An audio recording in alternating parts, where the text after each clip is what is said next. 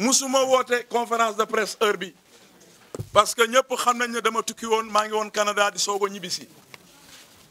ma nekk Canada gis ñu bokk Pastef di def ay menaces ba boole ma si menaces yi joxe sama kër joxe adresse bi man dama jàpp ne ku ma yeb danga ma fekk may nelaw man duma nit kuy daw duma nit kuy nëbatu duma nit kuy làkkatu fa ma dëkk askanu Sénégal xam nañ ko sama siège ñëpp xam nañ ko fa laa nekk sama kër gi ma dëkk askanu lëmb xam nañ ko parce que duma leader buy làkkatu comme dañu ñeme am fit man duma ko ñuy xoqatal bokk ba suñuy jéem a essayer di jéem a taal këram képp ku ko def sooy ñëw sama kër na nga gàddu sa cercueil nga indaale ko man duma nit kiy xàqatu kenn la ñu gëm moo soppi doxalinu Sénégal bëgg askanu Sénégal di liggéeyal askanu Sénégal muy le président Macky Sall. sama loyauté sama engagement sama fidélité tey laa ko gën a dëggal auprès du président de la République Macky Sall na Ousmane Sonko xam ne la wanoon ak ñu mu àndal waneet Kolda ñamal nañ ko noonu lay demee te amaana sax est-ce que dina dugg Dakar maa ngi lancé bépp ndaw bu nekk mouvance présidentielle bépp ndaw Sénégal bu gis fii président Macky Sall jëlee Sénégal ba indi ko fi tey nañu taxaw jàmmarloo ak moom lii du mbirum force de défense et de sécurité du mbirum police di mbirum gendarmerie mbirum parti politique la ay ndaw lañu comme moom ñu bokk ak moom génération nañ ko defante ak moom joxe naa moo doole bi fu mu génn tasanteel ak moom defanteel ak moom mbir mi nekkatul mbirum parce que nag Sénégal gii Sénégalum Senghor Sénégalum Abdoulaye Wade Sénégalum Abdou Diouf Sénégalum président Macky Sall mi nga xam ne moo xotti xarmalu kanamu Sénégal ba askan bi yëpp tey toog ba monde entier bi ku si nekk tey di ñaan yàlla président Macky Sall nekk sa président de la République du ñu toog ay woyu yi nga xamante ne dañ leen tuumal si ay viol ñii ñu rey ay nit taxaw tey bugg a salfaañoo démocratie sénégalaise tey ku ko seetaan nafeq nga ku croiser le bras tu seras acteur et complice et nous l'accepterons na xam ne nag maa fi newul woon waaye ñibbisi naa danaa organiser ndaw ñi et je prendrai toutes mes responsabilités et nous ferons face à Ousmane Sonko il verra que Sénégal gii du Sénégal liñ su doobee danañ ko gar moo door bi nag jox naa ko bépp ndaw bu nekk mouvance présidentielle jox naa ko bépp ndaw bi nga xamante ne nangu nañu jéego fi ko président Macky Sall génn jóg leen ñu taxaw ni ko daa def dàq ñu ko waa Tamba dàq ñu ko Kaffrine dàq ñu ko Thiès dàq ñu ko Mbour dàq ñu ko Fatick dàq ñu ko fenn moo doon bi ngeen doon xaar jox naa leen ko nañ leen jàkkaarloog moom parce que nag lu ëpp tuuru Ousmane Sonko mënut a jël doomam bi may ñibbisi le 23 laa jógee Canada di ñibbisi aéroport j'ai croisé son fils muy jël vol TAP Air Portugal di tukki mu ngi rawale ay njabootam lakk ay njabootam bugg a jël ay doomu jàmbur yi pour rey leen li xew Kolda gis ngeen ko démb ay ndaw la jël armé leen ñu sol tenue gendarmerie yore ñu fekk si ñoom ay armes ñoo nekk di assassiner les gens bu ñu ëlbatikoo jiñ ko les forces de défense et de sécurité li xew Mbour vous l'avez vu hier ay garde corps am la ñu arrêté ay armes la ñu fekk foofu ak ay tonnes yi nga xamante ne police ak gendarmerie ñoo ko moom li xew Kolda gis ngeen ko même chose moo répété waat loolu dafay dagg parce que Sénégal gii du Sénégal Ousmane Sonko lum si bañuñu ko si lum si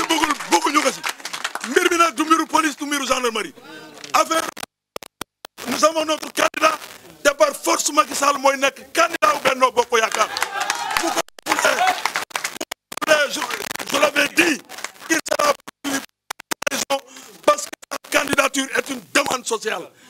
ñoo ko soxla askanu lëmb ñoo ko soxla mais du ay violeur du ay sàcc du ay ñi nga xam ne dañuy def des usurpations de fonction di faat doomu jàmbur yi pour jiñ ko nguuru Sénégal loolu dafay arrêté Ousmane nag dana xam ne ay ndaw président am na ay ndaw yu mat ndaw te danañ jàkkaarloo ak moom xam na ne luñ koy jiñ moo ko def parce que ñun ak moom ñoo nekkoon ci opposition bi la ñu doon def di ko wax fii la ñu fekk wax naa ko te il ne va jamais me démentir bis bu ma démentir ma génnee leneen lu gën a gaaw loolu te moom xam na li ma ko wax il sait très bien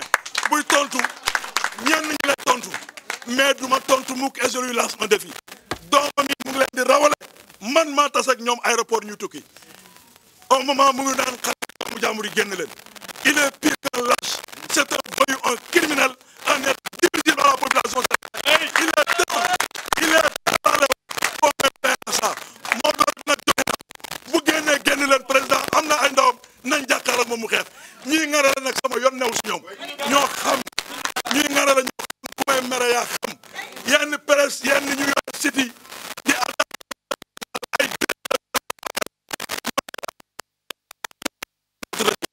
ay lâche man la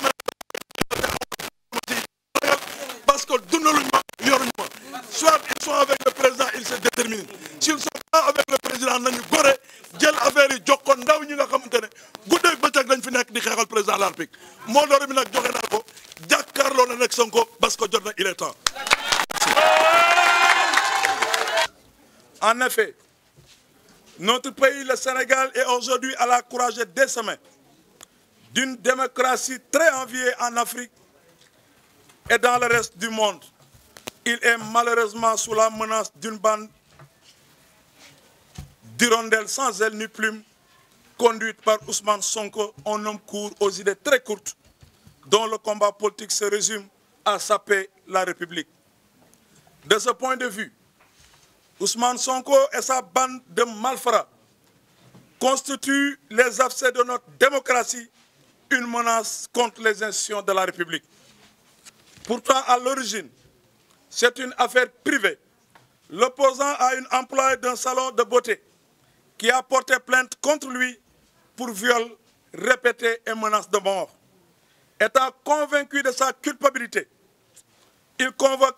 depuis lors l'argument du complot d'État pour échapper à la justice alors qu'il s'était rendu ce jour-là de son propre gré au salon de massage encagoulé et en plein couvre-feu pour satisfaire sa libido. Au lieu d'aller se défendre devant la justice, où il a été attrait par son accusatrice, il adopte une sinistre posture de défiance pour un homme qui aspire à présider demain au destiné de notre Sénégal. Tout ce que la dignité lui recommandait, c'était de prendre son courage à deux mains et de se présenter à la barre de la chambre criminelle, mais connaissant la dure réalité d'un procès perdu d'avance à cause de la gravité des délits commis qui l'attendaient, il a comme d'habitude versé dans le sinistre jeu, consisté à caresser la jeunesse dans le sens des poils pour la séduire davantage et l'utiliser lâchement comme bouclier. Non, jeunes de mon pays, refusez de porter le combat d'un vulgaire violeur fugitif. Les mains couvertes de sang, ce lâche assassin porte la signature de la mort de 21 personnes dans le pays depuis mars 2023. Il s'y agite aujourd'hui au moment où il appelle les jeunes Sénégalais à l'insurrection. Il a fait partie son fils, Souhaïbou Sonko, élève à Seydou Nourou Tall au Portugal le jour même de son procès, tandis que d'autres enfants de sa proche famille sont actuellement en Turquie, Arabie Saoudite et au Canada. Les actes qu'il pose depuis 2021 et qui sont hors cadre des hommes civilisés et dotés d'intelligence prouvent à suffisance qu'Ousmane Sonko est un vulgaire type qui ne mérite aucune considération, violeur professionnel de classe exceptionnelle. Il a sué notre pays et a fait des ignominies un trophée de guerre qu'il brandit à cœur de joie. Il est allé jusqu'à annoncer depuis Ziguinchor un soi-disant combat final. Cet homme est dangereux et nuisible à la stabilité du pays des présidents Léopold Sédar Senghor, de Abdou Diouf, de Abdoulaye Wade et aujourd'hui du président Macky Sall. Le Sénégal des érudits, le Sénégal de l'éminent chercheur et professeur Cheikh Anta Diop ne mérite pas qu'un individu aussi dangereux et pyromane puisse parler honteusement de déloger le président Macky Sall. Surtout quand il s'agit d'un soi-disant violeur éternel à la merci d'une association de malfaiteurs doublée de vagabonds regroupés au sein de la plateforme F24 et qui n'hésite pas à vandaliser les biens de la République. J'en appelle à la mobilisation des jeunes, de la mouvance présidentielle et du pays de façon générale pour faire face à ces menteurs, ces incapables, sans caractère, ces manipulateurs de mœurs légères. Je lance un appel à tous les responsables de la mouvance présidentielle à l'unité pour la consolidation de toutes les forces vives de la nation, mais aussi à sonner la grande mobilisation pour former au bouclier autour du président de la République, Macky Sall. Enfin de défendre la République et ses institutions, aujourd'hui menacées par un gang de voyous qui n'ont Dieu que pour leurs intérêts crypto-personnels. La société civile composée de politiciens encagoulés et la plateforme F24 sont logés à la même enseigne et doivent être démasqués par tous les Sénégalais. L'alerte est donnée,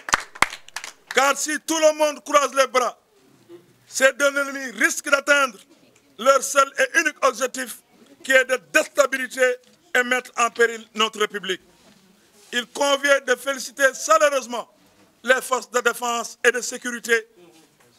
de leur sens du patriotisme, de leur gestion très professionnelle des enfantillages de Sonko et de ses ouailles, car autrement la situation pouvait glisser vers la catastrophe. Pour terminer, je loue la clairvoyance du président de la République, son Excellence M. Macky Sall, qui dans sa magnanimité et sa générosité a offert à l'opposition un cadre de dialogue qu'il faut le dire, n'est pas du tout un droit, mais une faveur. Et au nom de l'Union pour une nouvelle République que j'incarne, je remercie personnellement le président de la République, Macky Sall, de nous avoir honorés à nous inviter à participer au dialogue. Je voulais faire partager ça à toute l'assistance. Je viens d'avoir la confirmation par le biais du ministre de l'Intérieur. Gannaaw